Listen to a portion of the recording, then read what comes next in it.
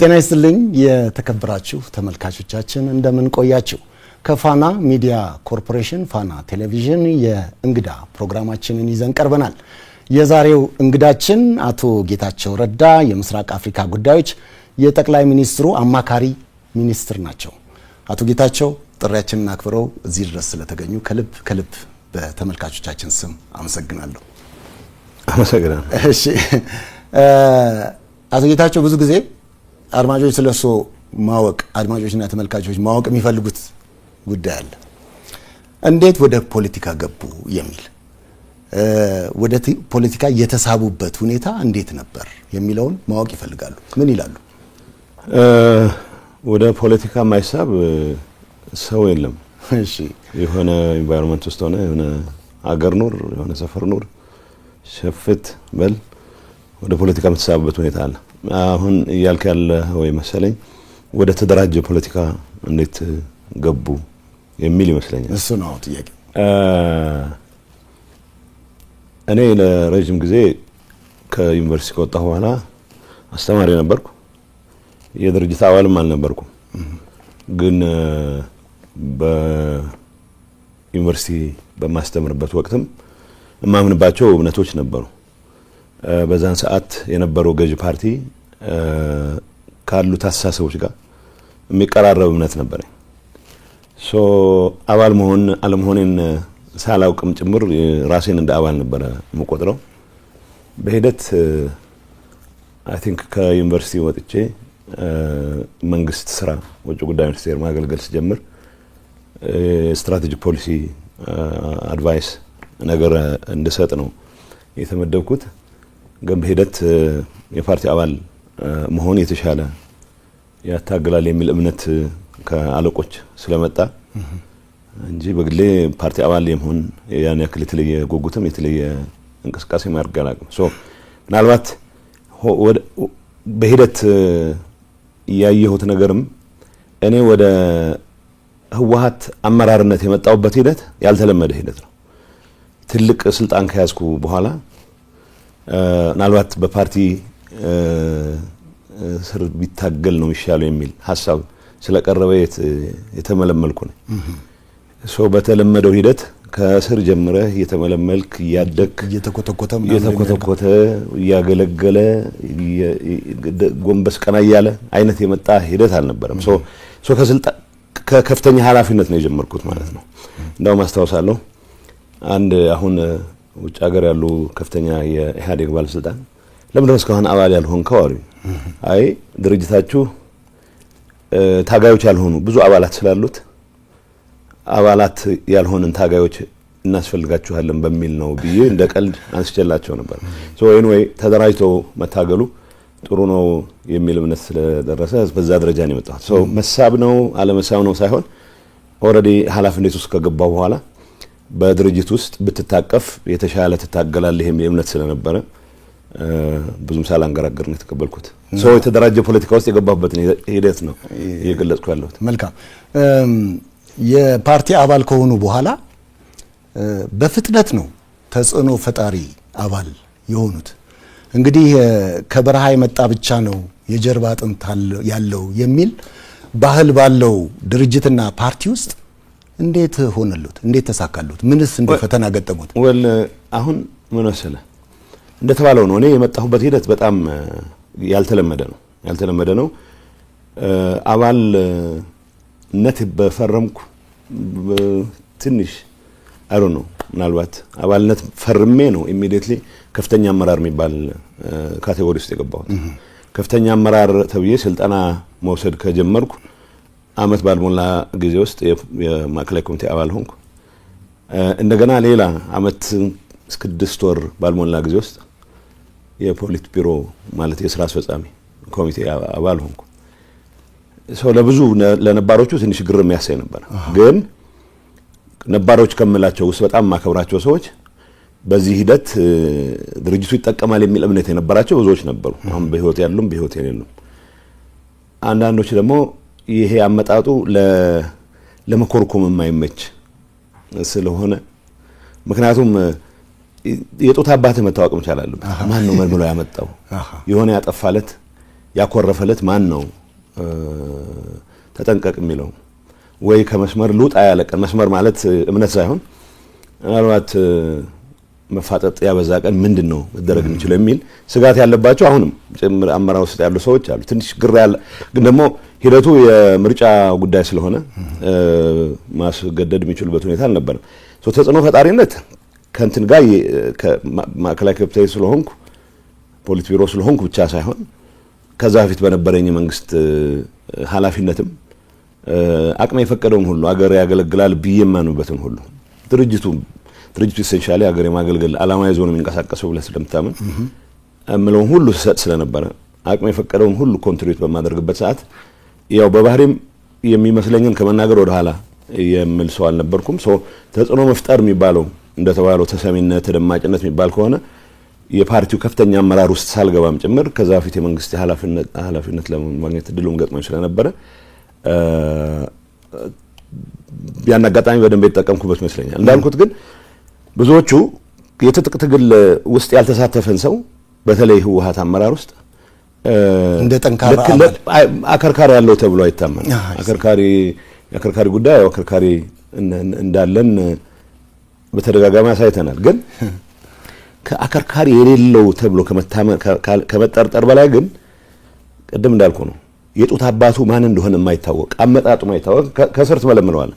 መልመለህ የሆነ ደረጃ ታሳድገዋለህ።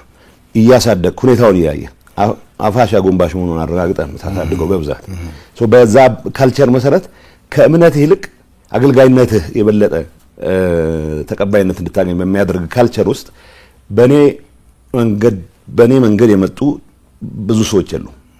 እንደተባለው ነው በአንድ አመት ከምናምን ጊዜ ውስጥ ማዕከላዊ ኮሚቴ አባል ሆኜ አመት ከ6 ወር ባልሞላ ጊዜ ውስጥ ደግሞ የፖሊስ ቢሮ አባል ነው። ይሄ በድርጅቱ ታሪኩም ምሳሌ ነበርም። ትጥቅ ትግል ስላልተሳተፍኩ ብቻ ሳይሆን እኔ ጋር ትጥቅ ትግል ሳይሳተፉ ፖሊስ ቢሮ የገቡ ሰዎች እንዳሉ አውቃለሁ። ግን እኔ መመዘንበት መንገድ አድራሻው የማይታወቅ ሰው አይነት አመጣጤ በጣም የመለመለኝ ሰው ወይዛ ያደረሰኝ ሰው ለምሳሌ እኔ አጠራጣሪ የሆነ አመጣጥ ብለው እንትን ይላሉ፣ ይሰጋሉ። አንዳንዶቹ ጓዶች የኛ ብዙ ኮምፎርት ማይሰማቸው ነበሩ። ግን እንዳልኩ ነባር በህይወት ያሉም የሌሉም ግን የኔ በዛ ፍጥነት እዛ ላይ መድረስ ትክክልና ድርጅቱን የሚጠቅም ነው ሀገርን የሚጠቅም ነው ብሎ የሚያምኑ ደግሞ ሙሉ ድጋፋቸው የሚሰጡ ነበሩ። የቤተሰብ ጨዋታ ነው የምናደርገው እና አሁን እንደው የትግራይ ህዝብና ህወሓት አንድ ናቸው የሚል አባባል በአንዳንድ አካላት ዘንድ ይነሳል። አባባሉን ሁለት ወገኖች ለተለያየ ሁለት ዓላማ ሲጠቀሙበት ይታያል። አንደኛው የሐሳብ ብዝሃነትን የማይቀበል የጠቅላይነት እምነት ያለው የህወሓት አመራር ነው አንዱ። በሌላ በኩል ደግሞ ሌላው ህዝቡን ከፓርቲው ጋር አንድ ላይ የፓርቲውን ህጸጽም ችግርም አንድ ላይ ደርቦ ህዝቡን የሚፈርጅ ህወሓት ህዝብ ህወሓት ነው፣ ትግራይ ህወሓት ትግራይ ነው ብሎ የሚያስብም ደግሞ አለ እና እንደው በሁለቱም ፍረጃዎች ህዝቡ ተጎጂ አልሆነም ወይ? የእርሶ ምልከታ ምንድነው አቶ ጌታቸው? በጣም ተጎጂ ሆኗል ህዝቡ በሁለቱም። በመጀመሪያው በማምሳት ምክንያቱም የህወሓት አመራር ስለነበርኩ ልበል ስለሆንኩ አመራሩ የፈጠረው ተረት በጣም ኮንቪኒየንትሊ ህዝቡን በአንድ አይነት መንገድ ለመግዛት አንድ ቅርጫት ውስጥ ሊከት ጠቅላይ የሆነ አስተሳሰብ ብለህ ያነሳው አይ ቲንክ በፖለቲካል ፓርላንስ ቶታሊታሪያን የሚባለው አስተሳሰብ የህወሓት አመራር እድር መቆጣጠር ይፈልጋል፣ ማህበር መቆጣጠር ይፈልጋል፣ ቤተክርስቲያን መቆጣጠር ይፈልጋል። መቆጣጠር የማይፈልገው ባህል መቆጣጠር የማይፈልገው የህብረተሰብ ህይወት መስክ የለም። ስለዚህ ይህን ለማድረግ በምታደርገው ጥረት ለይስሙላ ፓርቲዎች እንዲኖሩ እንኳን ብትፈልግም ፓርቲዎቹ ሳይቀር በአንድ ወይም በሌላ መልኩ በቀጥታ በህወሓት አመራር አስተሳሰብ ተጽዕኖ ስር ናቸው። ይህንን ለማድረግ የሚጠቀምበት ሚዲያ ትቆጣጠራለህ፣ ሁሉም አይነት ተቋማት ተቆጣጥረህ አስተሳሰቡ አሁን የትግራይ ህዝብ የገጠመው ጣጣ ምንድነው? ህወሓትን የራሴ ድርጅት ነው ብሎ የሚያምን በሚሊዮኖች የሚቆጠር የትግራይ ተወላጅ አለ ነበረ። እንዳደረጃጀት የትግራይን ህዝብ የተደራጀ ትግል ከመምራት አንፃር ትልቅ አስተዋጽኦ ያደረገ ድርጅት ቢኖር ህወሓት ነው። የተደራጀ ትግል ከማድረግ አንፃር ከዛ ፊት የተወታተነ የትግል ምዕራፎች ነበሩት የትግራይ ህዝብ። ከዛ አንፃር ያን ማድረግ እና ለድርጅቱ እንደ ኦርጋናይዝድ ሬዚስታንስ ምልክት ሲምቦል አድርጎ በመውሰዱ ምክንያት ሊሰጠው ድጋፍ አለ። ያ ማለት ግን የህወሓት አመራር ይሄንን አቢዩዝ እያደረገ ነው ስልጣኑን ለማራዘም ሲጠቀም የነበረው። እዚህ ግባ የሚባል ለውጥ ያን የመሰለ የተደራጀ ህዝብ ይዘህ ያን የመሰለ ጠንካራ ስራ ወዳድ አገሩን የሚወድ ህዝብ ይዘህ ትግራይ መድረስ የነበረበት ደረጃ ላይ ከማድረስ ይልቅ በታሪክ አጋጣሚ እጁ ጋር የገቡ አማራጮችን ስልጣንና ስልጣን ብቻ የተወሰነ ቡድንን ጥቅም ከማረጋገጥ አንፃር ብቻ እየመዘነ የመጣ አመራር ነው። አመራር ውስጥ ትልቅ ለህዝብ ለሀገር ትልቅነት ትልቅ አስተዋጽኦ ያደረጉ መሪዎች ነበሩ። ምንም የሚያጠራጥር ነገር የለው። እንደዛም ሆኖ ግን መጨረሻ ላይ ወደ ምን ወረደ? ወደ ጠባብ ቡድናዊ ፍላጎት ብቻ ትኩረት ያደረገ የህዝብ አጀንዳው ያልሆነ እኔ ያልኩት ምን እንደሚልም እንኳን አይታወቅም። እኔ ያልኩት ብቻ ነው ትክክል የሚል ከእንቅልፍ ባኖ በተነሳ ቁጥር የሚመጡለት ጉዳዮችም የህዝብ አጀንዳ እያስመሰለ የሚያደናግር በህዝብ ስም እየማለ እየተገዘተ ግን የህዝብን አጀንዳ የህዝብን ጉዳይ ወደ ጎን ትቶ የራሱን ጥቅም የሚያሳድድ ኃይል ወደ መሆን የመጣው አመራሩ። ይሄ ዝም ብሎ ወጥተህ ገሌ ብለህ ለመውቀስ ሳይሆን ሁላችንም በዛ ባለፍንበት ሂደት የህዝብ አጀንዳን ከማስቀደም አንፃር ምን አረግም ብለን ማየት ተገቢ ነው የሚሆነው። ስለዚህ እንዳልኩት ህወሓት እና ትግራይ አንድ ናቸው፣ የትግራይ ህዝብ አንድ ናቸው የሚለውን ማጭበርበሪያ አመራሩ ይጠቀምበታል። አመራሩ የሚጠቀምበት ከስርቆት ከሌሎች በመንግስት ስልጣን ሆነ የምትፈጽማቸው በደሎች ተጠያቂ ላለመሆን የሚሰራቸውን ስራዎች በሙሉ ከህዝቡ እና ከህዝቡ ይሁንታ በመነጨ እንደሚሰራቸው አድርጎ ለማሳመን ነው የሚሞክረው። እውነቱ ምንድነው? የሚሰርቅ ባለስልጣን የሚሰርቅ አመራር በህዝብ ስም ሲምል ሲገዘት ድርጅቴ አንድም ነገር እኮ ህወሓት እና ህዝቡ አንድ ነው ማለትም እንኳን አንድ ነገር ነው። አመራሩን ነው ራሱን የህዝብ ወኪልም አድርጎ ህዝብንም እንዲሰግድለት አድርጎ ህዝብ አንድም አይነት የተቃውሞ ምልክት እንዳያሰማ አፍኖ የስርቆት አጀንዳ ውስጥ በደንብ ተነክሮ ግን ደግሞ ህወሓትና ድርጅት አንድ ስለሆነ ብሎ በዛ ማጭበርበሪያ ራሱን ነፃ ለማድረግ የሚሞክርበት ሁኔታ አለ። ስለዚህ ይሄ በአንዳንድ ጊዜ ምናልባት ሊትሬቸር ላይ ጆርጅ ኦርዌል የሚባል እንግሊዛዊ በእንደዚህ አይነት እንድታስብ የተለየ ነገር እንዳታስብ የሚያደርግ ካልቸር እሱ ፕሮቴክቲቭ ስቱፒዲቲ ነው የሚለው። ህወሓት ኤሴንሻሊ የህወሓት አመራር ዜጎች የሚመስላቸውን ተናግረው ድርጅታቸውን ወቅሰው ወደ ትክክለኛ ቦታ የሚመለሱበት ሂደት እንዳይፈጠር ሚዲያን የሚቆጣጠራል ብቻ ሳይሆን ያሳሰብ ሁሉ ነው አደረጃጀቶች በሙሉ ተቆጣጥሮ በዚህ መልኩ እንድትሰግድ ነው የሚያደርገው። ሰው ብዙ ጊዜ የትግራይ ወጣት ህወሓትን መንቀፍ በሚፈልግበት ሰዓት በአማርኛ ቢነቅፍ ብዙ ሰው ቅር ይሰኛል። ምክንያቱም የጓዳ ጉዳይ አድርገህ ልምታስቀምጠው ሰው ይሄን ነው የሚፈልገው የህወሓት አመራር። ለምሳሌ መወቀስ ያለበትን ነገር የትግራይ ተወላጅ በደንብ መሮት አንገሽግሾት መናገር የሚፈልጉን ጉዳይ በሌላ ቋንቋ ትገልጽም ብቻ ሳይሆን ወጣ ብለህ እንዳትጮህ የሚከለክል ስርዓት ነው መትከል የሚፈልገው። ይሄ አደገኛ ነው። ከዚህ አንፃር በአንደኛው መንገድ የትግራይ ህዝብ ተጎጂ ነው በእንደዚህ አይነቱ ፍረጃ ብለናል። በሁለተኛ ደረጃ ሰነፍ አስተሳሰብ የተጠናወተው ብዙ አለ። አንደኛ ደረጃ የትግራይ ህዝብ በትግሉ ጥግ ያስያዛቸው አስተሳሰቦች አሉ። እውነት ለመናገር በኢትዮጵያ ታሪክ ውስጥ በተደራጀ ሬዚስታንስ ለውጥ የማምጣት ሂደት ውስጥ ትልቅ አስተዋጽኦ ያደረገ ህዝብ ነው። በዚህ አጋጣሚ ከእንጀራቸው የተፈናቀሉ በዚህ አጋጣሚ ከስልጣናቸው የተፈናቀሉ ወገኖች ኃይሎች ኢሴንሻሊ ህዝብ በዚህ ደረጃ የሚጎዳ ህዝብ የለም። የትግራይን ህዝብ እንደ መሰረታዊ የችግራቸው ምንጭ አድርገው የሚቆጥሩ አሉ። እነዚህ ሰነፍ አስተሳሰብ ያላቸው ሰዎች ወይ ህወሓት አመራር ላይ ያላቸውን ኢሹ ምክንያቱም ጥረት ይጠይቃል።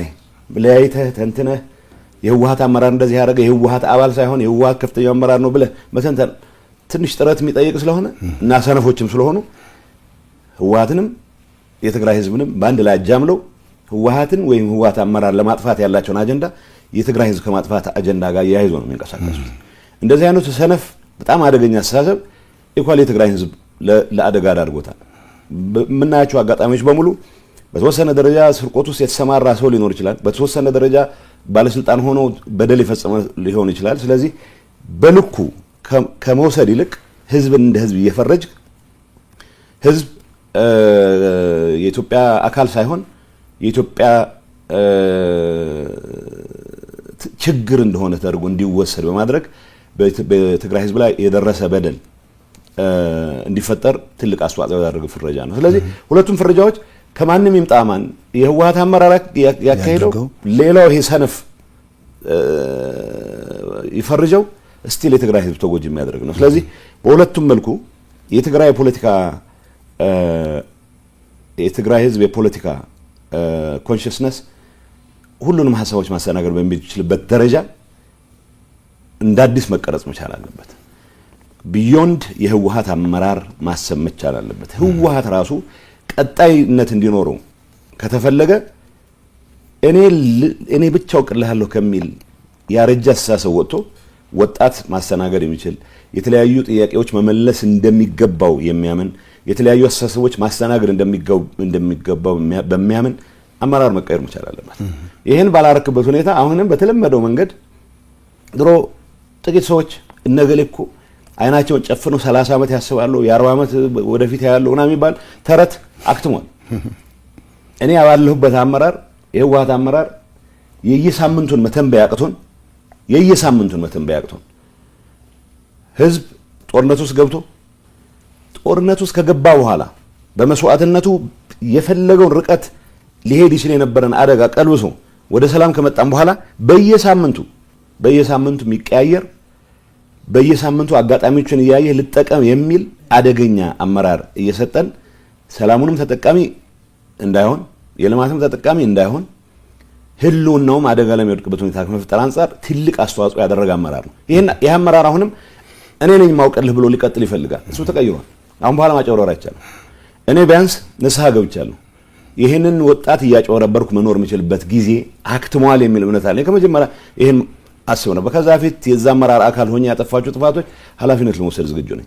ይሄ አመራር ግን ጦርነት ውስጥ ገብተን የሁሉ ጣጣ ከተፈጠረ በኋላ በመቶ ሺዎች የሚቆጠር ሰው ካለቀ በኋላ የሰላም አጋጣሚ ተጠቅሞ ሰላሙ በመስዋዕትነታችን የመጣ ነው። ሰላማችንን ማስጠበቅ መቻል አለብን። ሰላማችንን ለማስጠበቅ በየጊዜው መሞት የለብንም። በህይወት ኖረን ህዝባችንን ማገልገል የምንችልበት ኢንቫይሮንመንት ተፈጥሯል። ይሄን እንጠቀምበት ብለን በወሰንበት ሰዓትም ጭምር ስልጣኑንና ጥቅሙን ብቻ የዘረፋ ኔትወርኩን ማስጠበቅ ብቻ ማዕከል ያደረገ አመራር አሁንም ሰላም ደፍርሶም ቢሆን ህዝብ ለአደጋ አጋልጭም ቢሆን ህልውናዬን አስቀጥላለሁ ብሎ ሲፍጨረጨር በተግባር የታየ ነው። ይሄን አስተሳሰብ ይዘህ ነገ ተነገ ወዲያ መቀጠል አይቻልም ብቻ ሳይሆን አሁን የትግራይ ወጣት ደርሶበት ባለ የንቃት ደረጃ በፈለከው መልኩ ምክንያቱም ከእንደዚህ አይነት መከራ ሊያወጣህ ብቻ ሳይሆን ወደ ሌላ መከራ ሊያስገባህ የሚችል ሊደርሺፕ በምን ማጂክ በምን ተአምር ነው አመራር ብለህ ይዘው ልትቀጥል ነው ይችላል። ይህንን ነገር ማስተካከል ባልቻልክበት ሁኔታ ህወሓትም 1 ዓመት መቀጠል አይችልም፣ 2 ዓመት መቀጠል አይችልም። የህወሓት ቀጣይነት ህወሓት ብቻውን አይመራም ብቻ ሳይሆን የፖለቲካ ምህዳራችን መስፋት አለበት ብቻ ሳይሆን ሁሉም አስተሳሰቦች መስተናገድ አለባቸው ብቻ ሳይሆን ህወሓት ይቀጥልም እንኳን ከተባለ ህወሓት ራሱን ባልቀየረበት ኢንቫይሮንመንት ይህ አመራር ከራሱ ጥቅም ከዘረፋ ኔትወርኩ በላይ የህዝብን አጀንዳ አድርጎ መቀጠል ዝግጁ ባልሆነበት ኢንቫይሮንመንት አንድ አዳር መቆየት የሚችል አይመስለኝም። ስለዚህ የተቀየረ ኢንቫይሮንመንት ነው ያለው። እንዳልኩ ግን በዚህ ጥቅል ፍረጃ ምክንያት ህዝባችን ያየው መከራ በፍጹም መካድ የሚቻል አይሆንም። ለገሌ በሚባል የሚተው ጥፋት አይደለም። አሁን እኔ ቅድም ያነሳው ለኦርዌል ፕሮቴክቲቭ ስቱፒዲቲ የራስ ሰው ያጠፋው ጥፋትና ሌላ ሰው ያጠፋው ጥፋት በሚል ልትፈርጁ አትችልም። ህዝብ ላይ የሚደርስ ማንኛውም ጥፋት ፈጻሚው ማንም ይሁን ማን ጥፋት ነው። ስለዚህ ሁለቱም ፍረጃዎች የራሳቸው አደገኛ በትር አሳርፈዋል የትግራይ ህዝብ ላይ የሚል ማየት ጥሩ ነው። መልካም። በግጭቱ እንግዲህ በአመዛኙ የትግራይ ላይ ከፍተኛ ጉዳት ደርሷል። በአማራና በአፋር ክልልም እንዲሁ ከፍተኛ ጉዳት ደርሷል። በቅድሚያ እንደ ሰው አሰ ሂውመን ቢንግ ማለት ነው።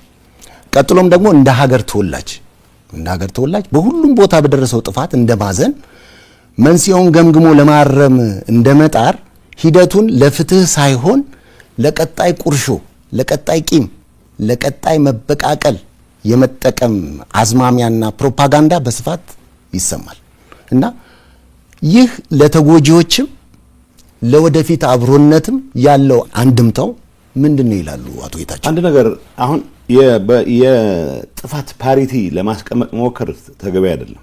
ሁሌም እንዳልከው እንደ ዜጋም በዚህ ጦርነት ውስጥ የራሱን አዎንታዊም አሉታዊም ሚና እንደተጫወተ ፖለቲካ አመራር በትግራይ ህዝብ ላይ የደረሰው በደል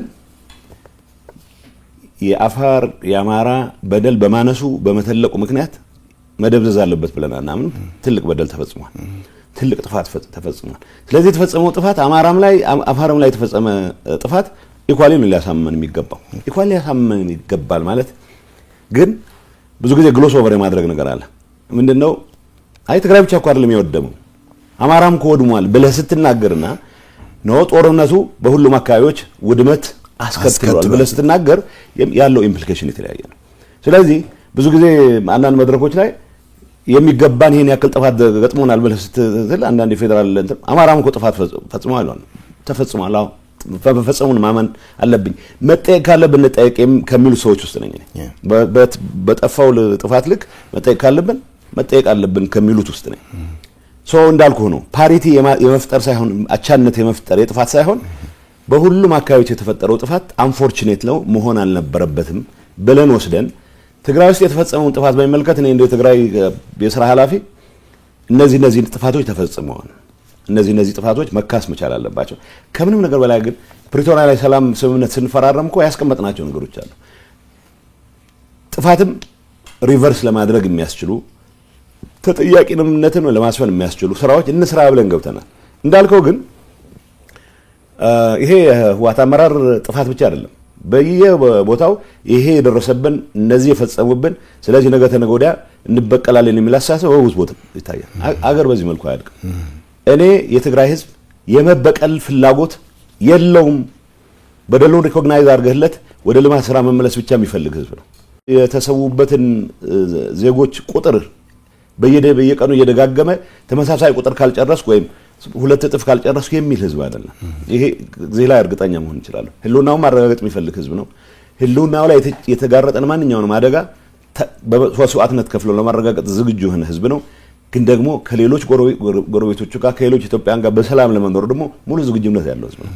ይህንን ህዝብ ለመምራት በታሪክ አጋጣሚ ድል የገጠመን ሰዎች ከዚህ አንፃር ምን ሰርተናል የሚለውን ነገር መጠየቅ ተገቢ ነው። ቁርሾን በማባዛት ላይ ነው የተጠመድ ነው። የበቀል ትርክት በማስቀመጥ ላይ ነው የተጠመድ ነው። መጠየቅ መቻል አለበት። በዚህ አንፃር ነገ ተነገ ወዲያ ካልተበቀልን በስተቀር ሰላማችን አይመለስም ብሎ የሚያስብ ሰው አለ ከኔ ወገንም። ይሄ ህዝብ አስተሳሰብ አይደለም። ከሌላው ወገንም አሁንም አጋጣሚ ተጠቅሞ የትግራይ ህዝብ መዳከብ ግምት ውስጥ አስገብቶ የትግራይን ህዝብ የጥቃት ሰለባ ከማድረግ ወደ ኋላ የማይመለስ ሌላም አለ። በአንድ አጋጣሚ የህዝብ ተዳክሟል ወይ መሬቱን ቆርሰን ወይ ህዝቡን አሰድተን አንድ ነገር እናደርጋለን የሚል በርካታ ኃይል አለ። ይሄ ከውጭም ከቅርብም እንደዚህ አይነት አስተሳሰብ የሚያራምዱ ወገኖች አሉ። ዋናው አጀንዳችን መሆን መቻል አለበት ይህን ሰላም ማጽናት የምንችለው ለጦርነቱ ምክንያት የሆኑ አለመግባባቶች በሰላምና በሰላም ብቻ ሊፈቱ የሚችሉበት ኢንቫይሮንመንት እንደ አዲስ መመለሳቸውን በማረጋገጥ ነው። ይሄን አድርገህ እንደተባለው ነው የትግራይ ህዝብ ተበድያለሁ ብሎ ስለሚያምን በብዛት በወጣቱ ዘንድ የሚቀነቀን የተነጣይነት አስተሳሰብ አለ። ይህ አስተሳሰብ ለምን መጣ ብሎ መፈተሽ ነው ተገቢ የሚሆነው። ይህ አስተሳሰብ ከጸረ ኢትዮጵያነት፣ ይህ አስተሳሰብ ከጸረ አንድነት ወዘተ ከሚሉ ጥቅል ፈረጃዎች ወጥተን ህዝቡ ለእንደዚህ አይነት አስተሳሰብ ወጣቱ ለእንደዚህ አይነት አስተሳሰብ ያነሳሱት ምክንያቶች ምንድናቸው ብሎ አድረስ ማድረግ እንደዚህ ለማከም የሚያስችል ስራ መስራት ተገቢ ነው የሚሆነው። እንደተባለው ሀገር በፈቃደኝነት ብቻ ሳይሆን በጋራ የመልማት ፍላጎትም ላይ መመስረት መቻል አለበት። ትግራይ አዲስ አበባ ውስጥ ያለ እንቅስቃሴ ደስ የሚል የልማት እንቅስቃሴ ትግራይ ውስጥ ሊደገም እንደሚችል የሚያሳይ ኢንቫይሮንመንት ካልፈጠርክ በስተቀር ባህር ዳርም ሊደገም እንደሚችል ደብረ ማርቆስም ሊደገም እንደሚችል በየገጠሩም ሊደገም እንደሚችል ካላሳየህ በስተቀር ሰዎች በሚደረጉት አጓጉ እንቅስቃሴዎች ተጠቃሚ ሊሆኑ የሚችሉበት ተስፋ ካልፈጠርክ በስተቀር ኢትዮጵያ ሀገር የሚል ፍላጎት ስላለ ብቻ ሀገር ሊቀጥል አይችልም። ስለዚህ እንደ ህዝብ የትግራይ ህዝብ የገጠመው ፈተና ትልቅ ፈተና ነው። የደረሰው ጥፋት እጅግ ከፍተኛ ነው። እንደተባለው ሌሎች አካባቢዎች የደረሰው ጥፋትም ኢኳሊ መወገዝ መቻል አለበት፣ እንዳይደገም ሁላችንም መጣር መቻል አለበት። ቢዮንድ ሄደን ግን ለህዝቡ የተበዳይነት የተነጣይነት ስሜት ምክንያት የሆኑ የሚባሉ ነገሮችን አክመን የጋራ ህልም የጋራ ግብ ይዘን መንቀሳቀስ የሚችል ሁኔታ መፍጠር መቻል አለበት። እንደተባለው ግን የቅያሜ ትርክት ይዞ መቀጠል አገር ያጠፋል። እንደ ትግራይ እንደ ህዝብም የመበቀል ፍላጎት አይደለም ያለው የመበቀል ፍላጎት አለኝ የሚል ሰው ከራሱ ጥቅም ጋር ያይዞ ሊያስበው የሚችል ነገር አለ። ስለዚህ እንደ ህዝብ አይደለም at the expense of የትግራይ ህዝብ ነው እንዲል የመበቀል ፍላጎትም ካለ እኔ የመበቀል ፍላጎት የለኝም ስል ምክንያቱም የመበቀል ፍላጎቴ ተግባራዊ ላድርግ ካልኩ የትግራይን ወጣት ጭዳ አድርጌ ነው፣ የትግራይ ወጣት መስዋዕትነት አድርጌ ነው። እሷን ምዕራፍ መዝጋት አለብን። የትግራይ ወጣት ለሀገር ይኖራለሁ የሚልበት ኢንቫይሮንመንት እንፍጠር ነው የኔ እምነት። ለሀገር ይሞታለሁ እያልክ የዘላለም የፎከርኩ ተቀጥልበት ሁኔታ መኖር የለበትም ነው። ስለዚህ ለኔ ህልውና፣ ለኔ ስልጣን፣ ለኔ የዘረፋ ኔትወርክ ሲባል በትግራይ ህዝብ ስም ጦርነት አካሂዳለሁ የሚል አደገኛ አስተሳሰብ በስፋት ስላለ በተወሰነ አመራር ደረጃ የሚንጸባረቅም ቢሆን ግን ገዢ አስተሳሰብ ሆኖ እየቀጠለ እስከሄደ ድረስ ያ አደገኛ ነው። በሌላ አካባቢም ቢሆን ይሄ ጥፋት ደርሶብናልና ይሄን መበቀል እንፈልጋለን የሚል አደገኛ ኋላ ቀር አስተሳሰብ ተይዞ እስከተቀጠለ ድረስ አገር ሊቀጥል አይችልም። ስለዚህ ከዚህ መውጣት መቻል አለብን። ከዚህ መውጣት መቻል አለብን ማለት ተጠያቂነት ማረጋገጥ የለብንም ማለት አይደለም። ጌታቸው ባንደበቴ በምላሴ በጠመንጃዬ ባፈሙዜ ያጠፋው ጥፋት ካለ እንዳመራር ለመጠየቅ ዝግጁ ሆኖ መቻል አለብን። ይሄንን ማድረግ ማለት የመበቃቀል ትርክትን ማካሄድ ማለት አይደለም። ተጠያቂነት ማረጋገጥ፣ ፍትህን ማረጋገጥ ኢሴንሻሊ ማንኛውም በህግና በስርዓት የሚመራ ማህበረሰብ ማድረግ ያለበት ጉዳይ ነው። ስለዚህ መጠየቅ ያለብን እንጠየቅ ማለት የመበቃቀል አጀንዳ እስከ ጌታ መምጫ ድረስ ይቀጥል ማለት አይደለም። ይሄ ግን ፍላጎት ያላቸው ሰዎች የሉም ማለት አይደለም። ይሄም ፍላጎት ነው ህዝብ በማያጠፋን መልኩ መገረዝ ያለበት አስተሳሰብ ነው። ይሄ አድረስ መደረግ ያለበት አስተሳሰብ ነው። መልካም። በግጭቱ ወቅት እንግዲህ እንደሚያውቁት ከጦርነት ህግ ውጪ የተፈጸሙ ጥፋቶች እንዳሉ ይታወቃል። የደረሱ ከበቂ በላይ የሚሆኑ ጥፋቶች አቶ ጌታቸው እና ፌደራል መንግስት ደረስኩበት ባላቸው ልክ ተጠያቂ ያደረጋቸው የመከላከያ ሰራዊት አባላት እንዳሉ ይገልጻል። በህወሓትና በታጣቂው ዘንድስ ምንም ጥፋት አልጠፋም? እንደው ከዚሁ ጋር ተያይዞ የሚባለውን አንድ ላይ አድርገው እንዲመልሱልኝ ነው።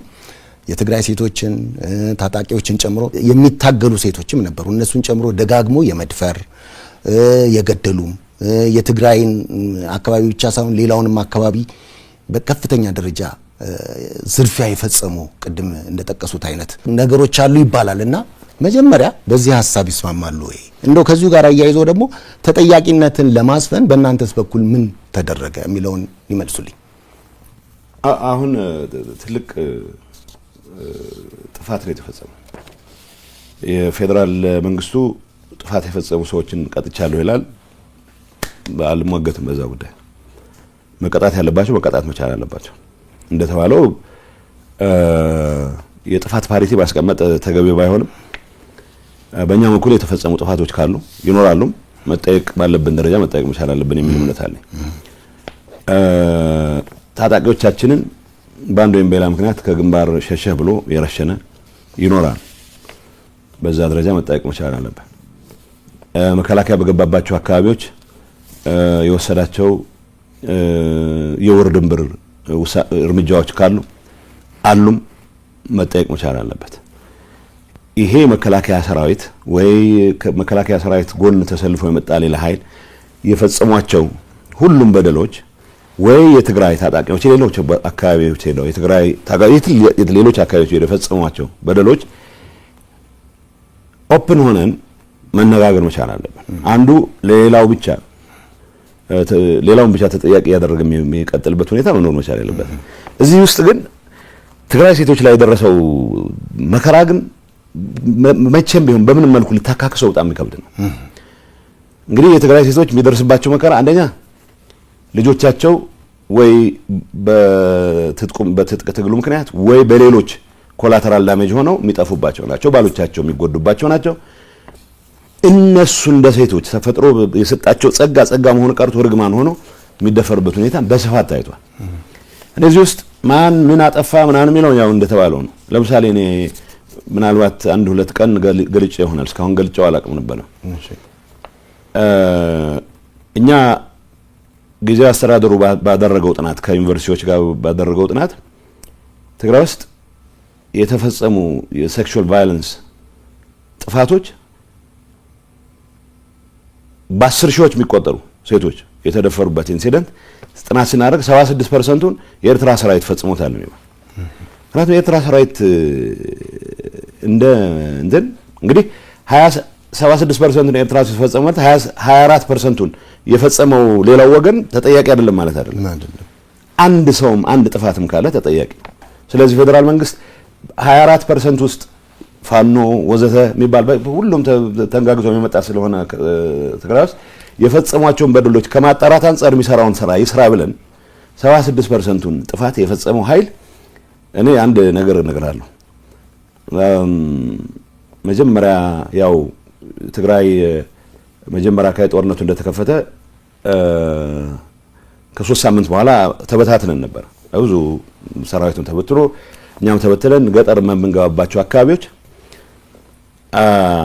አድዋ አካባቢ አዲ ኦሮ የሚባል ቦታ አለ። ብላክቦርድ ሰባብሮታል። ግን ምንም ተጽፎ ታያለህ በትግርኛ 30 ዓመት ወደ ኋላ መልሳችሁናል፣ 40 ዓመት ወደ ኋላ እንመልሳችኋለን ይላል። የተደራጀ እንቅስቃሴ ይደረግ ነበር። በየቦታው ስማችን የሚመለከት የሚጻፉ አንዳንድ የቤተሰብ ስላልከው ማለት ነው የሚያስቁ የሚመስሉ ግን ደግሞ የተደራጀ ሲስተማቲክ የሆነ ነገር ትኩረት ያደረገ የሚመስል ነገር ነበር። የትግራይን ሰው እንደ ሰሜው የማዋረድ ፍላጎት የነበረው አካሄድ እንደነበረ መታወቅ መቻል አለበት። ስለዚህ ይህንን 24% የፈጸሙት ኃይሎችም መጠየቅ መቻል አለባቸው። በይፋ ግን 76%ን ይሄን መገልጽልህ 24 እና 76 ነው የማወዳደር ጉዳይ አይደለም። እውነት ነው በትግራይ ሴቶች ላይ የተፈጸመው በደል እውነት ነው ብቻ ሳይሆን በደንብ አይናችን አፍጥጠን ልናየው የሚገባ ከዚህ እውነታ ጋር ሳትታረቅ ደግሞ ሌላ ነገር ማለባበስ እንደተባለው ግን በኤርትራ ሰራዊት ወገን ቢያንስ ባረግነው ጥራት ያረጋገጥ ነው ደሊበሬት የሆነ ሲስተማቲክ የሆነ የትግራይን ሰው የማንበርከክ የትግራይን ሴቶች ቅስም የመስበር እንቅስቃሴ ግን ይደረግ እንደነበረ ያ ማለት የመከላከያ ሰራዊት አባል ሆኖ የፋኖ አባል ሆኖ ወጣቶችን በሰመሪ ላይ የጨፈጨፈ ሰው የለም ማለት አይደለም። እሱም በሚጠይቅበት ደረጃ መጠየቅ ማለት አይደለም። ልጃገረዶች የደፈረ ሴቶች የደፈረ ባለትዳሮች ወዘተ የለም ማለት አይደለም። እሱም በተጠያቂነቱ ልክ መጠየቅ መቻል አለበት። የህወሓት ታጣቂም ወይም በህወሓት ታጣቂ ስምም መጠየቅ ያለበት እኔ አሁን እያልኩ ያለሁት ይሄ በደል አልተፈጸመም አይደለም። ቅድም እኮ አልኩ ለምሳሌ ወገኖች አሉበት ፈጽመው እኮ እርምጃ የሚወሰድባቸው አሉ። ባይዘው በእኛ በኩል እኔ አንድ ነገር ልንገርህ። ብዙ ጊዜ የትግራይ ሰራዊት ከፍተኛ አመራሮች ከተወሰኑ ሌቦች በስተቀር ስርዓት ለማክበር ጥረት የሚያደርጉ ናቸው። ይሄ መታወቅ ይችላል። ስርዓት ለማክበር በሚያደርጉት ጥረት አማራ ክልል ነው አፋር ክልል ላይ የመድፈር ወንጀል የፈጸሙ ሰዎችን እርምጃ ወሰዱ አውቃለሁ። እኔ የሰራዊት አመራሮች እርምጃ መውሰድ ሰመሪሌ እርምጃ መውሰድ ነው ትክክል የሚሆነው ወይስ ለፍትህ ማቅረብ የሚለው የተለየ ጉዳይ ሆኖ በኔ አንደርስታንዲንግ እንደዚህ አይነት በደል ሲፈጽሙ እርምጃ የተወሰደባቸው ታጋዮች እንዳሉ አውቃለሁ። ያ ማለት ባወቁት ልክ ብቻ አልቋል ማለት አይደለም። ለዚህ ጥፋቱም ካሉ መመርመር መቻል ተጠያቂዎች ለመሆን ዝግጁ መሆን መቻል አለበት። እንዳልኩት ከዘረፋና ከዘረፋ ውጪ ከበቀል ስሜት ውጪ ሌላ እምነት የሌላቸው የተወሰኑ ውሱን ቁጥር ያላቸው የሰራዊት አመራሮች አሉ። የራሳችንም ታጋዮች ሳይቀር እነሱ 90 ኪሎ ሜትር ርቀት ላይ ሆነው የሚመሩት ጦርነት ከአቅማቸው በላይ ሆኖባቸው ያፈገፈጉ ሰዎችን ሳይቀር የሚረሽኑ ሰዎች አሉ። ይህንን በእርግጠኛ ሆነ እነግርሃለሁ። ይሄን ነገር የፈጸሙ ሰዎች እንዳሉ የማውቀውን ያክል በደል ሲፈጸም ደግሞ እርምጃ የወሰዱ ደግሞ ሌሎች አመራሮች አሉ። ሁሉንም በአንድ ቦክስ ውስጥ በአንድ ሳጥን ውስጥ ማስቀመጥ መጠየቅ ግን ሬዲ መሆን መቻል አለበት። አልተፈጸመም ብዬ መከራከር ጥፋት ነው። ስለዚህ እኔ በማቀው ልክ የትግራይ ሴቶች ላይ የደረሰው መከራ በጣም ግዙፍ ነው። እንዳልኩት ያቀረብኩልህ ስታቲስቲክስ ተራ ስታቲስቲክስ አይደለም፣ እውነት ነው። ስማቸው የሚታወቁ ሴቶች ሰፈር ያደርጉት ነው። ግን ስማቸው የሚታወቁ አዛዦች ወስነውት የተደረገ ነው። በወሳኝ መልኩ እንዳልኩ አሁን የኤርትራ ሰራዊት ወገናችን ነው ብሎ የሚፎክሩ ሰዎች ሰማለሁ እኔ። እንዲህ ቢያንስ ንስሐ ይገባ፣ ጥፋቱን ይቀበል መጀመሪያ። ከመከላከያ ኃይል ጋር መከላከያ ትግራይ ውስጥ እንዲሰፍር እኮ ተስማምተን መጥተናል በፕሪቶሪያ ስምምነት መሰረት። ከፌዴራል መንግስቱ ጋር ያሉ ጥፋቶች ለመመርመር እርምጃ ለመውሰድ ሬዲ ነን፣ ለተጠያቂነት እናረጋግጥ ብለን እኮ ፈርመናል። ስለዚህ በፈረምነው ልክ ተጠያቂነት አረጋግጠናል ወይ መታየት ያለበት ጉዳይ ነው። ከተጠያቂነት ጋር ብቻ ሳይሆን ሲስተማቲክ በሆነ መንገድ ህዝብ እንደ ህዝብ እንዲንበረከክ፣ ህዝብ እንደ ህዝብ እንዲጠፋ፣ በተለይ ደግሞ ጾታዊ ጥቃትን እንደ ጦር መሳሪያ ከመጠቀም አንጻር የተደራጀ ስራ የሰራ ኃይል ወገኔ ነው ብዬ መንቀሳቀስ ምክንያት ሊኖራቸው ሶ ይሄንን በደንብ ግምት ውስጥ ማስገባት ተገቢ ነው። ሶ የተጠያቂነቱ ትግራይ ውስጥ የተፈጠረው በደል ሌሎች አካባቢዎች በተፈጸመው በደል ምክንያት ሊደበዝዝ የማይገባም። ትግራይ ውስጥ በደል ስለተፈጸመ ብዙ በደል ስለተፈጸመ ደግሞ ሌሎች አካባቢዎች ምንም አይነት በደል አልተፈጸመም ተብሎም መወሰድ የለበትም። በጣም አሪፍ። እርስዎ እንግዲህ አቶ ጌታቸው በተደጋጋሚ ሲሉ የሚደመጡት ነገር አለ። በወርቅ ዘረፋ፣ በሰው ንግድ፣ ኬላ ውጥሮ መዝረፍ፣ በመሬት ወረራ ወዘተ ላይ የተሰማሩ ዋና ዋና የታጣቂና የፖለቲካ አመራሮች እንዳሉና ይህም የሰላም ጠንቅ እንደሆነ በግልጽ ወጥተው ደፍረው የተናገሩበት ወቅት አለ። ይሄ እንደተጠበቀ ሆኖ ሁለት ጥያቄዎች ግን ይነሳሉ። አንደኛው በቂ ጥናትና ማስረጃ ካለ ህዝቡ በስም እንዲያውቃቸው ለምን አልተደረገም የሚል አንዱ ነው። ከዚህ ሌላ ደግሞ ለምን በህግ አልተጠየቁም? እንደዚህ የሚታወቁ ከሆነ ይህን ያህል አመረው የሚቃወሙት ነገር እንደሆነ በተደጋጋሚ ገልጸዋልና እዚህ አካባቢ ያለው ነገር ምንድን ነው? ቅድም ያልኩ ፕሮቴክቲቭ ስቱፒዲቲ ፖለቲከኞችን ነው ያጠቃል።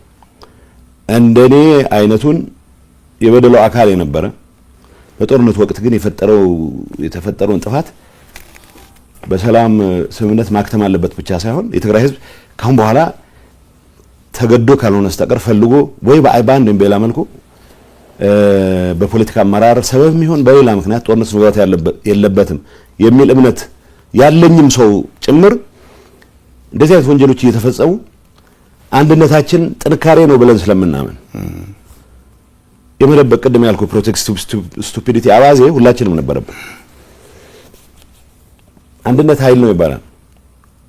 አንድነት ሁልጊዜ ኃይል እንደማይሆን የምታውቀው ከሰል አንድ ቦታ ላይ ካስቀመጥካቸው በተጠጋጉ ቁጥር አቅማቸው ነው ይዳከመው።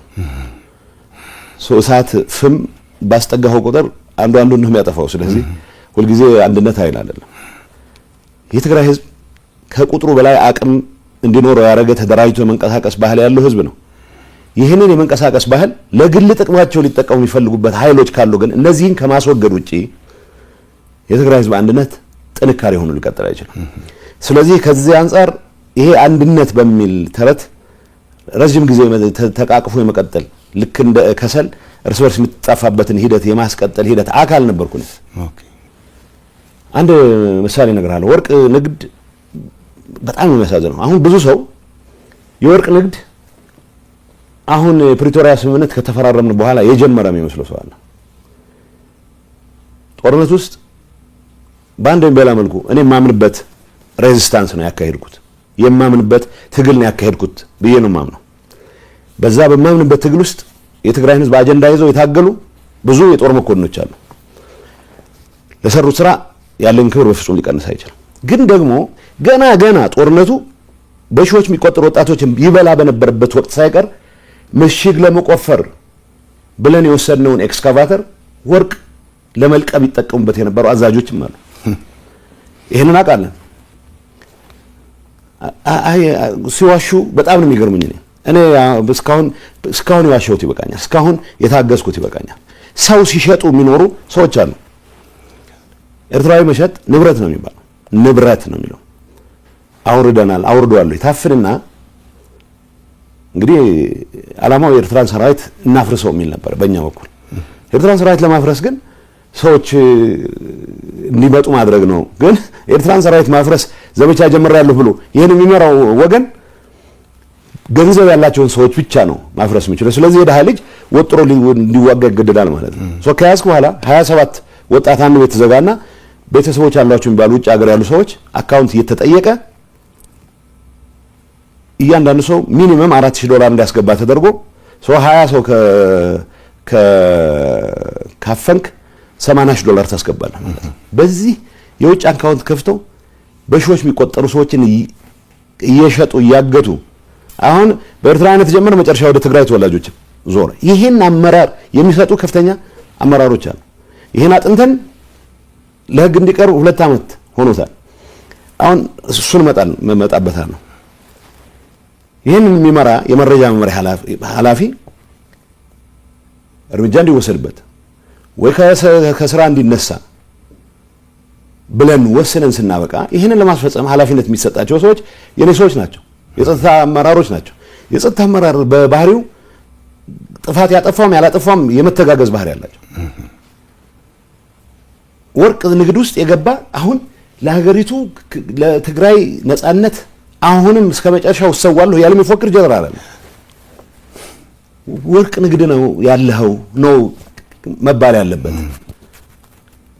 እነ ምግበ የሰሩት ጀግንነት የወጣት መስዋዕትነት መሰረት ተደርጎ የመጣ ጀግንነት ነው።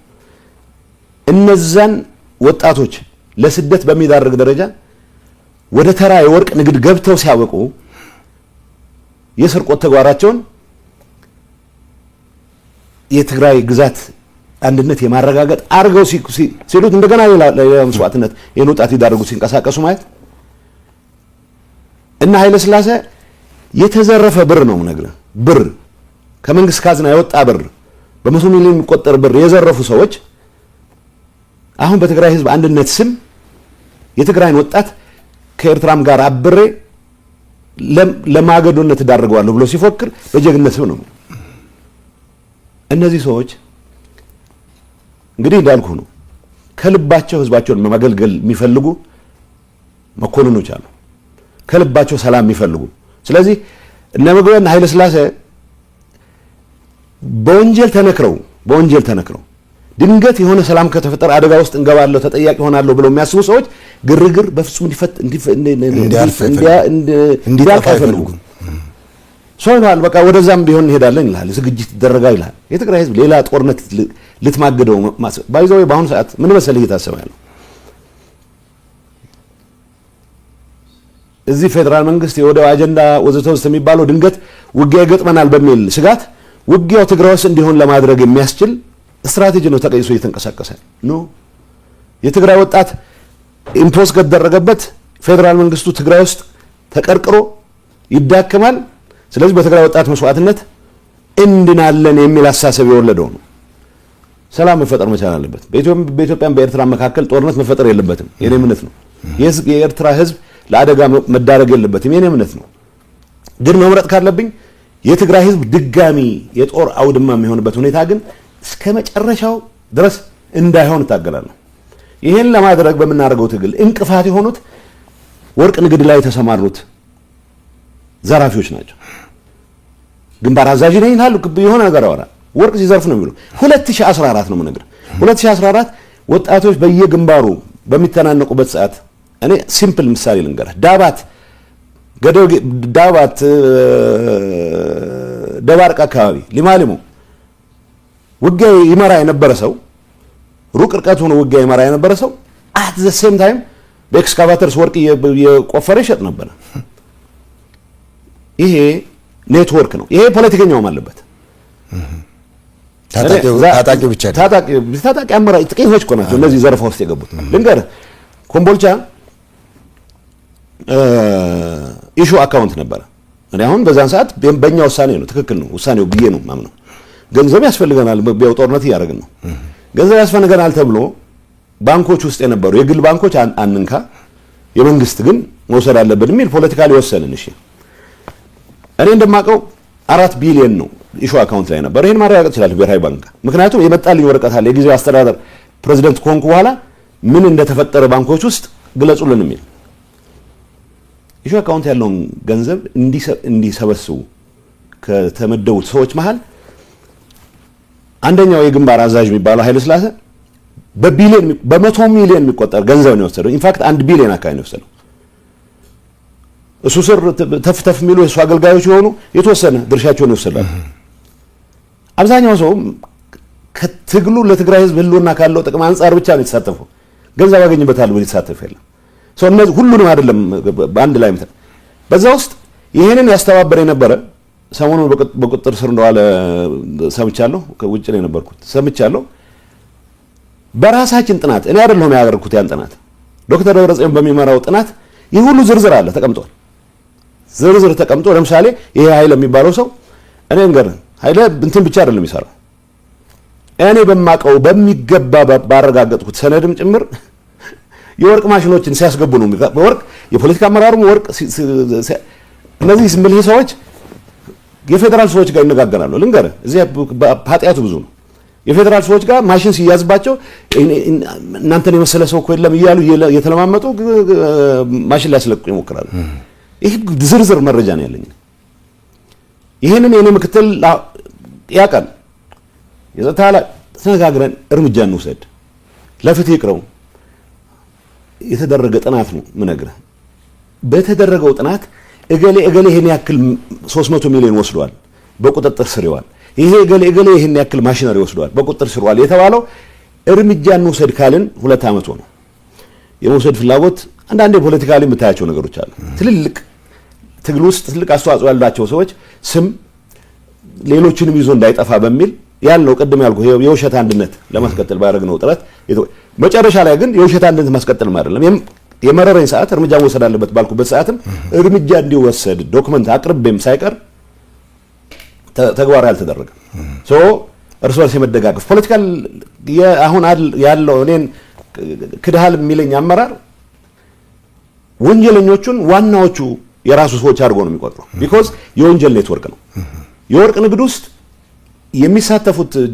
የሚሳተፈው ጀነራል ዋና የሚተማመንበት መሰረት በግልጽ እኮ ባለፈው ሲናገር ሰምታችሁታል። አይ አሁን የራሳችን ሰው ስለመጣ ጌታቸውን እንዳደናቀፍ ነው ማደናቀፍ የለብንም ይላል። ምክንያቱም ጌታቸውን ያደናቀፍ እንደነበረ ያውቃል። ጌታቸውን የሚያደናቀፍበት ምክንያት የስርቆት ኔትወርኩ አካል ስላልሆንኩ ነው። ሌላ ነገር የለም።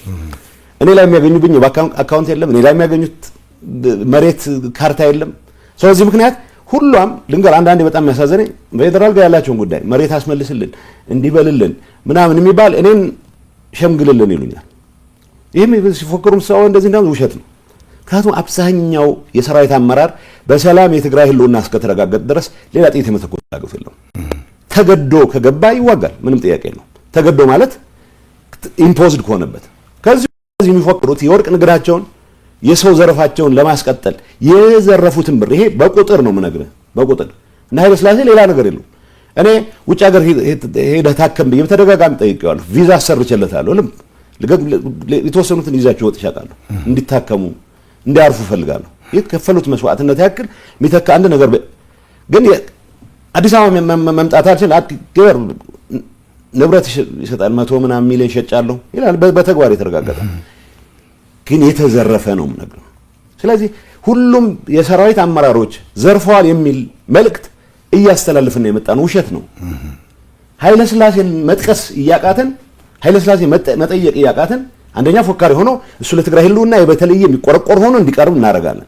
ምግብ መጠየቅ ያቃተኝ እሱ የተለየ የሚቆረቆር ሆኖ ግን በዚህ ጉዳይ ውስጥ ገብቶ የማያውቅ ሌላ ጀነራል ከነዚህ ጋር ጀነራሎች ወርቅ ንግድ ውስጥ ገብተዋል ወዘተ ይባላል። ወርቅ ንግድ ውስጥ የገቡትን በይፋ መጠየቅ ስላልቻለን ሁሉም በቀንነት ህዝባቸውን የሚያገለግሉትን ሰዎች ሳይቀር በጀነራሊ በማጃመል አንድ ላይ በማድረግ ለምን አላቀረብናቸውም ለተባለው አንደኛ ይሄ ሲያደናቅፍ ይኖረው ፖለቲካል ሊደርሺፕ ተጠያቂ እንዲሆን አይፈልግም። ተጠያቂ እንዲሆን የማይፈልግበት ምክንያት ራሱን ተጠያቂ ስለሆነ ነው። የወንጀል ኢንተርፕራይዝ ነው ይሄ። ከትግራይ ህዝብ ህልውና ጋር የሚያገናኝ ምንም ነገር የለውም። እንዳልኩ ነው። አሁን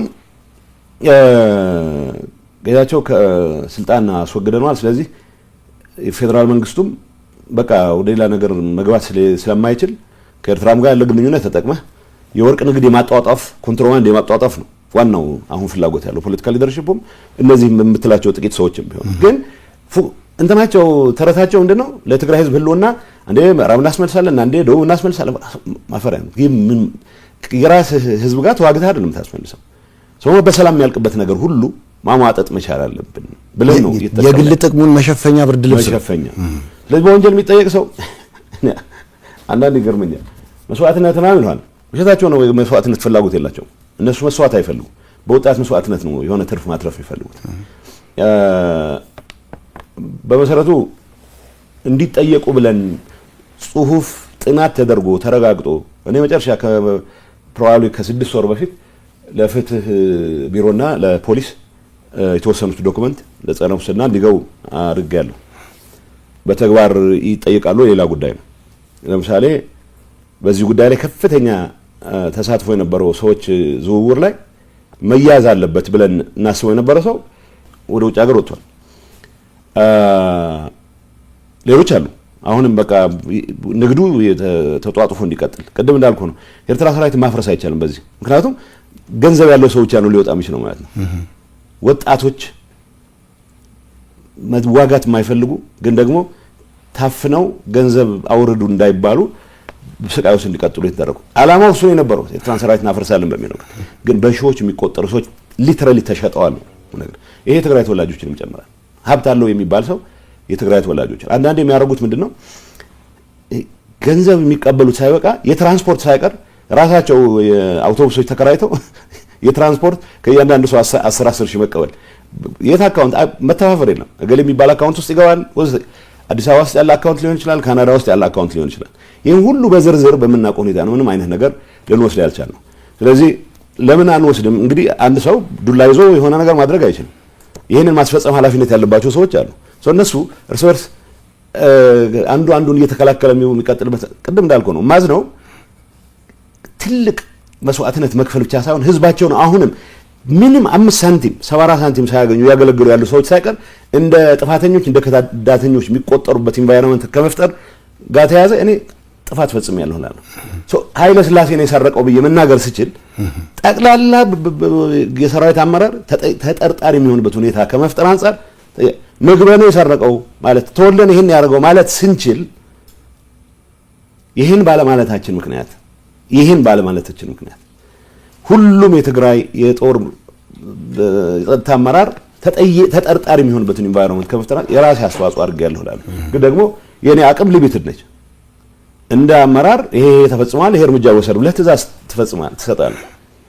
እንደተባለው ዱላ ይዤ እገሌን ብዬ መቼስ አርጩሜ ይዤ እንትን የምልበት ሁኔታ አለ። ስለዚህ መዋቅሩ ፖለቲካ አመራሩ የሚባለው አሁን ስልጣን ጠቅልዬ ይዣለሁ ብሎ የሚያስበው አመራር ይሄንን የክራይም ኔትወርክ ማስቀጠል ነው የሚፈልገው። አሁን ከገሌ ጋር አብረን ፋኖ ጋር አብሬ ከገሌ ጋር አብሬ የሚል ፉከራዎች ትሰማለህ። ያችን የክራይም ኔትወርክ የማስቀጠል ፍላጎት እንጂ የፋኖ አጀንዳ ከትግራይ ህዝብ አጀንዳ ጋር ምን ያክል ይገናኛል ብሎ ተንትኖም አይደለም፣ ውሸት ነው። እውነት ለመናገር የኤርትራ መንግስትና ፋኖ ከፌደራል መንግስቱ ጋር ግጭት ውስጥ የገቡት ትግራይ ላይ የተጀመረው ጦርነት በፕሪቶሪያ ምክንያት ጋብ ስላለ ነው። የተጀመረውን ዘመቻ ማጠናቀቅ አልቻልንም የሚል ነው። ይሄ በይፋ የተነገረ ነው። ይሄ ምን ፕሬዝዳንት ኢሳያስ እኮ ተሆሊፍና ማለት ይሄ ሰው ያደናቀፈን ዘመቻችንን እስከ መጨረሻው መቀለ ተገብቶ የትግራይ ህዝብ ወደ ሁሉም ዓለማት ተበትኑ የሚሞተው ሞቶ ትግራይ የሚባል ኤንቲቲ የሚጠፋበት ሁኔታ አጀንዳ ይዞ የመጣ ኃይል አሁን ከዚህ ኃይል ጋር አትሊስት መሰረታዊ የሆነ ፓክት ፈጥረህ የትግራይ ጥቅም ማረጋገጥ ማዕከል አድርገህ መንቀሳቀስ ያለብህ። የትግራይ ህዝብ ብሔራዊ ጥቅም ማዕከል ካረክ ቢያንስ ከፌደራል መንግስት ጋር የጀመርከውን አሟጠህ ለመጨረስ ነው መንቀሳቀስ ያለብህ። ከሌላ ኃይል ጋር አይደለም የምትሰራው። ቢያንስ የሚታወቅ ስምምነት አለ ከፌደራል መንግስት ጋር ኢትዮጵያ ካልነህ ግን ደግሞ ዓለም የሚያውቀው ስምምነት ፈጽመሃል። ይሄ ኃይል መጽሐፍ ጓደኛ ይላል የብርሃን ልጆች በብርሃን ነው የሚንቀሳቀሱት ነው የሚለው መጽሐፉ ይለኛል። በጨለማ መንቀሳቀስ የሚፈልግ ኃይል ብርሃን ከበራ በጣም ይጨንቀዋል። ሰላም ለእንደዚህ አይነት ሰዎች ለእንደዚህ አይነት ክሪሚናል ኢንተርፕራይዝ አደጋ ነው የሚሆነው፣ የማጋለጫ ብርሃን ነው። ስለዚህ ግርግር በአንድ ወይም በሌላ መንገድ ከመፍጠር ውጪ ሌላ ስራ አለን ብሎ ማያምን ጥቂት ሰዎች እንደፈለጉ የሚዘውሩት ግን አብዛኛው ቅን ኃይል ሆስቴጅ የሆነበት ሁኔታ ነው ያለው። ሰው ፖለቲካ አመራር ውስጥ ሁሉም አይደለም፣ ጥቂት ሰዎች ናቸው ይሄን ወንጀል ኔትወርክ እስከ መጨረሻው ማስቀጠል ይፈልጉት። በቃ ሀገሩ ነፃ ወጥቷል ተብሎ የወርቅ ማሽን ያስገቡ ነው እንዳልኩ ነው። እኔ እንኳን በማውቀው ልክ ማሽኖች ኳስ ይዣለሁ።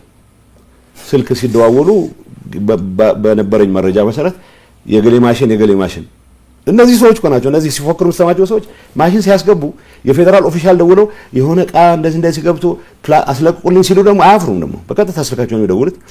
ስለዚህ ይሄ የምልህ እኔ የጦርነት ሰለባ እንዳይሆን ተጨማሪ የትግራይ ህዝብ የትግራይ ወጣት ይሄን የወንጀል ኢንተርፕራይዝ ማፍረስ ላይ መረባረብ መቻል አለብን። ጥቂት አባላት ነው ያሉት፣ ግን በትግራይ ህዝብ ስም ስለሚገዙ ከምንም ነገር በላይ ቅድም እንዳልከው የትግራይ ህዝብ ከህልውናው ጋር ተያያዘ ህወሓት ብቻ ነው መፍትሄ የሚል ትርክት ፈጥረው ብዙ ስላደናገሩ ብዙ ነው የሚመስሉት፣ ጥቂት ናቸው እንዳልኩ ነው። አብዛኛው የሰራዊት አመራር ሰላሙን ይፈልጋል ብቻ ሳይሆን ስርቆት ውስጥ የለም። ስርቆት ውስጥ የገቡት ጥቂት ሰዎች ግን ሆስቴጅ አድርገውታል ሁሉንም። ስለዚህ አንዳንድ ድምጽ አላቸው በጣም እኛም ራሳችን መጠየቅ ያለባቸውን እገሌ ብለን እንደመጠየቅ ልንገር። የመጀመሪያ ጥናት ስናደርግ የህወሓት ሊቀመንበር 7 ሰዎች ነን በዚህ ጉዳይ ላይ የምንወያየው። ይሄ ነገር ዝርዝር ባናየው፣ ምክንያቱም ትልልቅ የጦር መሪዎች እዚህ ዘረፋ ውስጥ ስለተገኙ ጉዳችን እንዳይወጣ ብለናል። እኔም ራሴ የምር ተስማማሁበት። ኋላ ፕሬዚዳንት ኮንኩ ኋላ አትሊስት ሚኒስትሩም ማወቅ አለብኝ ይቅረብልኝ ወረቀቱ አልኩና እንደተቀበልኩ ያየሁት ልንገር። አሁን በቁጥጥር ስር ውለዋል የተባለው ሰውዬ ሰኔ 14 ቀን 2014 ዓ.ም ነው ዶክመንቱን የተወያየንበት። ጀነራል በሆነ መንገድ ዝርዝሩን አላየነው። ምክንያቱም ሊቀመንበሩ ምን አሉ? አይ ዝርዝሩን ብናይ ትልልቅ ሰዎች እዚህ ውስጥ ኢምፕሊኬት ነው። አይ ሰኔ 14 2014 ነው የምነግርህ። ሐምሌ 14 2014 ሌሎች ሰዎች ብዙ ፖለቲካ ልዩነት አላቸው ተብለው የተጠረጠሩ እንደፈለጉ የማያዟቸው ሰዎች የሆነ ወንጀል ፈጽመዋል ብሎ በሙስና እንዲያዙ ተደረገ። ስለዚህ በህጉ መሰረት በተደረገው ጥናት መሰረት እርምጃ ወሰድን አሉ ሊቀመንበሩ። ሰው ብዙ አልስማማበትም ነበር ሰዎቹ መታሰር፣ ግን አጥፍተው ከሆነ መጠየቅ አለባቸው የሚለው። ከዛ በሆነ አጋጣሚ ነሐሴ 14 ቀን ነሐሴ 10 ቀን እኔ ኤክስተርናል አፌርስ ሄድ ነኝ። ግን ኤክስተርናል አፌርስ ሄድ ብዙ ጊዜ እንትን ስራውን ነው የምሰራው እንጂ ቢሮ ውስጥ የሚያግዙኝ 2 ሰዎች አሉ። አንደኛው አምባሳደርም ስለሆነ ይሄ አሁን በቁጥጥር ስር ዋለ የሚባለው ኃይለ ሊባኖስ ከሊቀመንበሩና ከምክትል ሊቀመንበሩ ጋር ተነጋግሬ ውጭ ሀገር እንዲሄድ ስለተወሰነ እንግሊዝ እንድገባ ድጋፍ ይጻፍልኝ ብሎ ደብዳቤ ግጥም አድርጎ ጻፈ። አሁን እኔ ኃላፊ መሆኔን አያውቅም። ሰው ወደኔ መጣ ደብዳቤው። እኔ ምንም ማውቀው ነገር የለኝም። ምንድነው ያልኩት? እኛ አውሮፕላኖች እናስገባ ስለነበረ ከውጭ ይሄ ሚስጥር ማንም ሰው መስማት የለበትም። እንኳን ለአውትሳይደር ፖሊት ቢሮ አባላት የምንባለው ሴንትራል ኮማንድ የምንባለው ከ7 አባላት መሃል ይሄንን የተወሰነ ሰው ብቻ እንዲያውቁ ነው ተወስኖ የነበረው። እና ወረቀት ሄጄ ሊቀመንበሩ ጋር ሄድኩ። እንዴ ምን ነካችሁ እናንተ? ለማንም ሰው ነው እንዴ አውሮፕላን ይመጣል ትሄዳላችሁ እያላችሁ ተወስኑት? ስለዚህ የሰውየው ከምክትል ሊቀመንበሩ ጋር አይ ዶንት ኖ የጋብቻ ይሁን የሌላ አይነት ብቻ ቅርብ ግንኙነት አለችው ወይ አላቅም፣ እንደዛ ይባል ኋላ የሰማሁት ነው። ወረቀቱን ካየው በኋላ ግን ነሐሴ 14 ምሽት በመጣ ፍላይት ሱዳን ገብቷል። እኔ ፕሬዝዳንት ኮንኩ በኋላ መቼ ማለት ነው ሚያዚያ 2015 ላይ ዶክመንቱን ስቀበል ያስደነገጠኝ ነገር ያኔ ሰኔ 2014 ላይ 300 ሚሊዮን ወስዷል። ከኮምቦልቻ ከመጣ ገንዘብ 300 ሚሊዮን አጉድሏል። ስለዚህ በቁጥጥር ስር ዋለ የተባለ ሰውዬ ነሐሴ 14 ውጭ ሀገር እንዲሄድ ፈቅደውለታል። በምን ምክንያት? ይሄን አንስተነዋል በሁሉም ስብሰባ ባለበት። ለምን ይዋሽን እንቀጥላለን? ማንም አይደለም። ይሄንን ስናነሳ አገሬን ለሞቀስ አይደለም። እንደሰረቀ ተጠርጣሪ ነው ተብሎ ተጠርጣሪ ሳይሆን ሰርቋል ተጣርቷል ተብሎ በቁጥጥር ስር ዋለ የተባለ ሰው ነው። በቁጥጥር ስር ዋለ የተባለን ሰው ግን ከ2 ወር በኋላ ሌሎች አስረህ ከ2 ወር በኋላ እሱ ወደ ውጭ እንዲወጣ ማድረግ አሁን ሁሉም ነገር ተፈቷል ብሎ ምክንያቱም ምን አረጉ? ጸረ ሙስና ይሄን አትሊስት ውጭ ስላለ ክስ በዚህ ላይ መስርቱ በሌሎቹ ላይ እንኳን መሰረት ባንችል ስል ይሄ ክራይም ኔትወርክ ፋይናንስ ኦዲተር የሚባሉ ሰዎችን እንትን ብሎ ሎቢ አድርጎ አይ ተሳስተን ነው እንጂ ተቀብለው ነው ነበር የሚል ፋይንዲንግ እንዲያመጡ እየጣሩ ያለ ነው የወጣሁት። it just doesn't make any sense። ዋናው ነገር ደብረጽዮን በመራው ጥናት 300 ሚሊዮን አጉዶላር ይሄ ዶክመንት ይዤው ስለወጣው ምን እንትን ላይ አይችልም። ሁሉም ሰው አለው አሁን ያ ዶክመንት ሁሉም ሰው ማለት ፍትህ ቢሮ አለው፣ ጸረ ሙስና አለው፣ ፖሊስ አለው። ይሄን ፈጽሟል የተባለ ሰውዬ ሰኔ 14 እኔ ቃል ሰኔ 14 2014 ዶክመንቱን ተወያይተን ሐምሌ 14 ሌሎች ሰዎች በቁጥጥር ስር ነው ነሐሴ 14 እሱ ወደ ሱዳን እንዲያርፍ ተደረገ። ይሄን እኔ አሁን ያኔ ባቅ ኖሮ ምን አደረግ ነበር ሌላ ጉዳይ ነው። ግን ፕሬዝዳንት ኮልኳና ዶክመንቱ ሳይወዝ ደረጃን ጠይቅ ነው ለምን ይሄን አረግ አይ በቃ አስፈላጊ ነው ብለን ስላመንን እሱን ወደ ሱዳን መላክ ለስራችን ወስዳለ። ይሄ ኔትወርክ ነው፣ የክራይም ኔትወርክ ነው ማለት ከዲያስፖራ የተሰበሰበ ገንዘብ ደላላ ይበላው ብዙ ነው። እኔ ነገር አለ አሁን ኦዲት ተደርጓል ማለት ነው ውሸት ነው። ምክንያቱም ምን እናርግ ተባብለን እኔ ኦነስትሊ ልንገር እስከ ቅርብ ጊዜ ድረስ የድርጅቱ ሊቀመንበር ፕሮቴክት በማድረግ ነው ጊዜ ነው ያሳለፍኩት። በይነስ የሚብዛም የሆነ የቅንነት ኤሌመንት አለው ብያምን ስለነበረ ፕሮቴክት ለማድረግ ሞክር ነበር። እሱ ብዙ እኔንም አላዋጣኝም። ግን አንድ አጋጣሚ አንዳንዴ ያሳዝናል በጣም ጸረ ድሮን በጣም ያስቸግር ነበር። ጸረ ድሮን ስለመግዛት ስንወያይ በአንድ ሰው ነው ሃንድል የሚያደርግ ይሄንን ቀብድ ከፍለናል።